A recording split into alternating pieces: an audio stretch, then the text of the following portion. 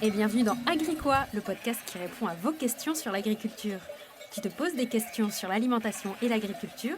Eh ben moi aussi, je n'y connaissais rien il y a encore quelques années, et même si je suis citadine, je travaille depuis plusieurs années auprès des agriculteurs, et j'ai décidé de vous faire part de mes découvertes.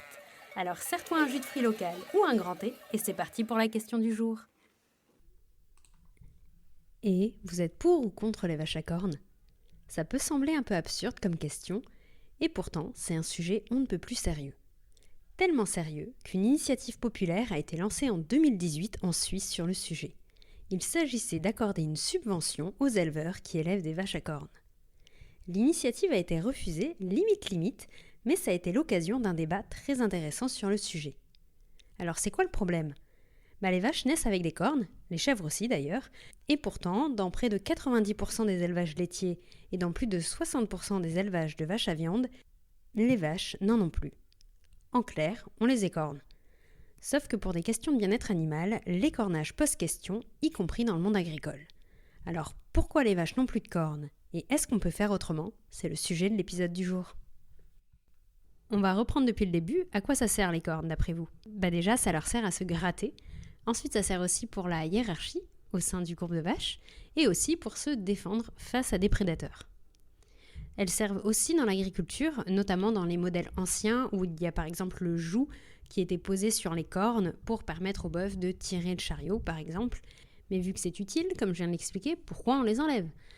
Avec l'évolution de l'agriculture, on a favorisé la stabulation libre.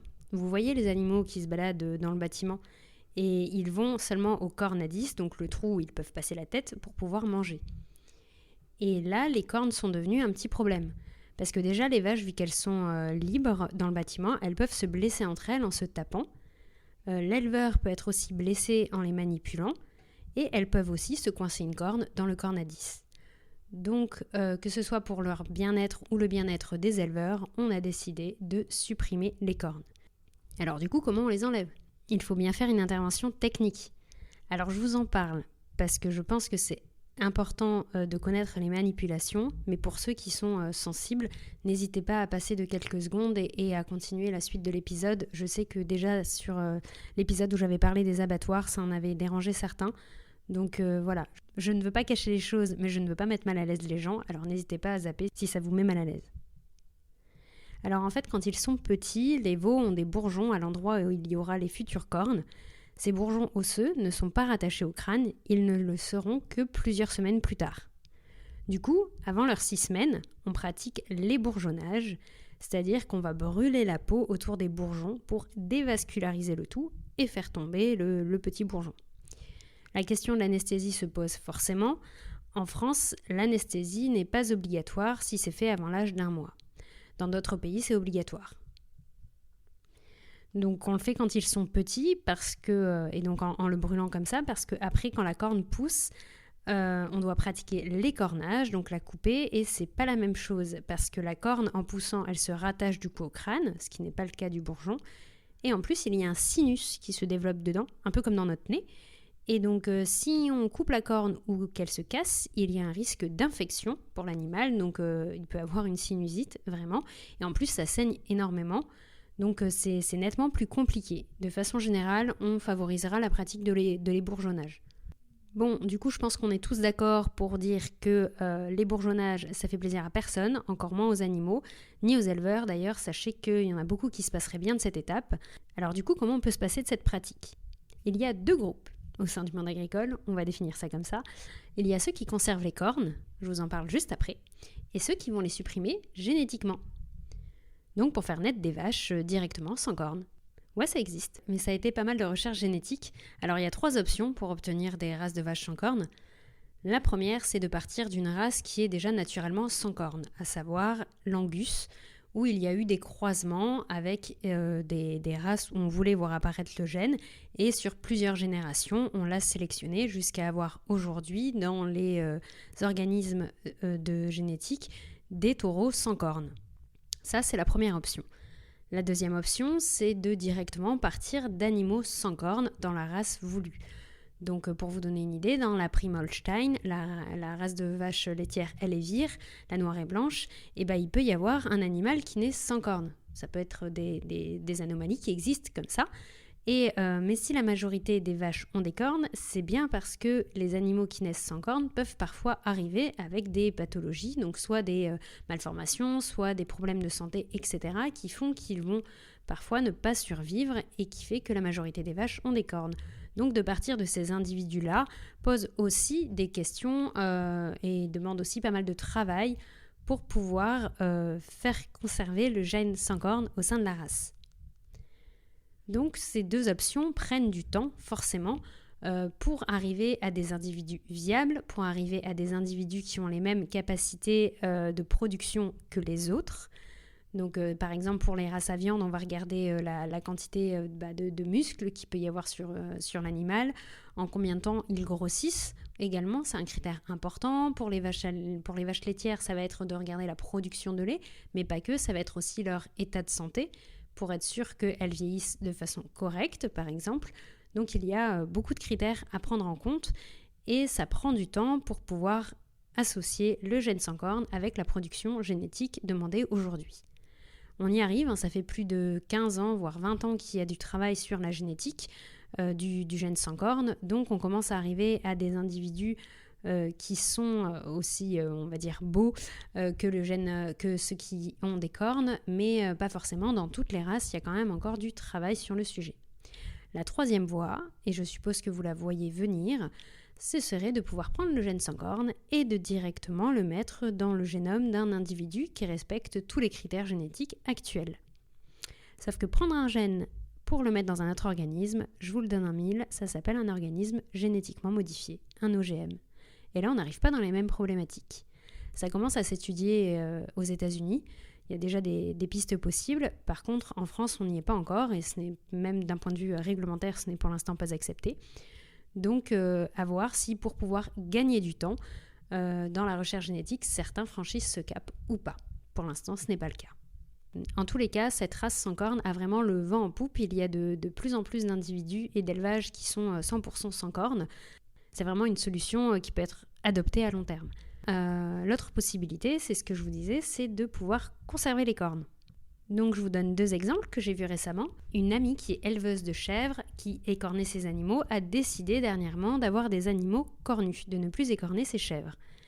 Et je lui ai rendu visite. Ces chèvres ne sont pas forcément plus blessées qu'avant, mais il est vrai qu'elles peuvent se coincer dans une barrière ou dans les cornes à 10. Donc mon amie les décoince tout simplement.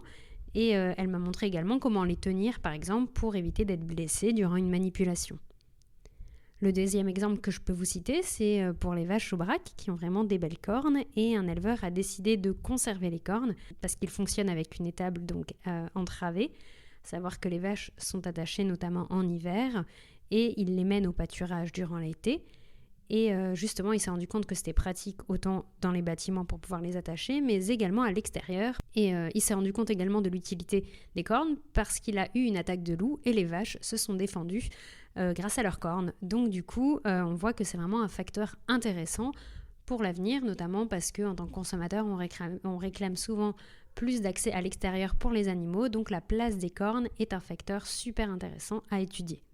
Et enfin, le troisième point qu'on peut signaler, c'est que plusieurs associations militent pour conserver les cornes afin de préserver également les races telles qu'elles existent et qu'on ne perde pas du patrimoine génétique. Comme je disais, le gène sans cornes a vraiment la cote et donc certains ont peur que à terme, il n'y ait plus du tout d'animaux avec cornes et que ce patrimoine se perde. Les organismes de génétique disent que non, qu'il y aura toujours la possibilité de trouver de la génétique avec cornes, mais il n'empêche qu'on voit quand même l'équilibre petit à petit se modifier. Par contre, pour conserver les cornes, cela demande un peu d'adaptation. Comme j'expliquais, il faudra plus de place dans les étables pour éviter que les animaux se tapent ou soient trop proches, parce que comme pour nous, ils ont besoin d'espace et pas forcément d'être tout le temps collés les uns les autres. Et ensuite, ça demande aussi un autre travail de manipulation pour les animaux. Il faut pouvoir faire plus attention parce que les cornes peuvent blesser. Un coup de corne, c'est réel et ça peut vraiment blesser un éleveur. Donc je vous parle de ce sujet parce que je trouve ça passionnant en tant que consommateur de savoir ce qu'on achète ce qu'on voit également quand on se balade, que ce soit en montagne ou même à la campagne, et qu'on voit des animaux dehors, au lieu de juste voir des vaches. C'est bien aussi de regarder un peu la race, de regarder s'ils ont des cornes, de regarder leur comportement. C'est aussi un lien qu'on peut essayer de renouer. Et je vous parle de ce sujet également parce que justement le gène sans corne était par exemple mal vu au départ, parce qu'il dénaturait la pureté des races bovines françaises. Et à l'inverse, aujourd'hui, ce sont ceux qui veulent conserver les cornes qui doivent défendre leur point de vue pour pouvoir conserver les races telles qu'elles sont. Donc on voit vraiment qu'il y a une question de tendance. C'est la même chose pour les cornages. Au départ, les éleveurs, ça ne les dérangeait pas forcément. C'est aussi pour ça que le gène sans corne n'était pas forcément bien vu au départ. Par contre, aujourd'hui, de plus en plus d'éleveurs se questionnent sur cette pratique et les syndicats sentent bien qu'on va arriver à un moment où probablement l'écornage sera peut-être interdit pour des questions de bien-être animal, et ils essayent d'anticiper ce choix politique qui peut arriver. Pour conclure cet épisode, on voit bien que la question des cornes des vaches n'est pas un sujet anodin ou folklorique, c'est un sujet extrêmement sérieux. Déjà sur la question du bien-être animal avec la pratique de l'écornage qui pose de plus en plus de questions.